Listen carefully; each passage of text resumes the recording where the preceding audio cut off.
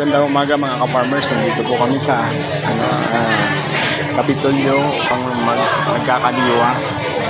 Ito po yung aming product ko. Do konti na lang ang paninda kasi kanina umaga talagang dagsa ang mga customer. Dami. Ito yung Royal Cocoa Farm. Yan yung Cocoa Figueredo. Yan po yung product natin.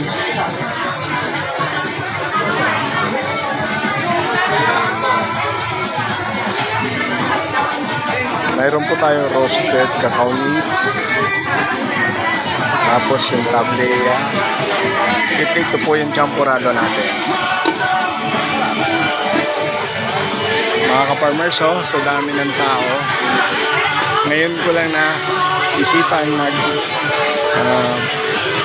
mag-vlog na konti kasi kanina talagang marami ang customer. Ngayon medyo nabakante ng konti kaya yun, ito ako ngayon nag-shoot para mayroon po tayong i-upload. Mga ka-farmers, paki-like and subscribe po ang vlog natin para sa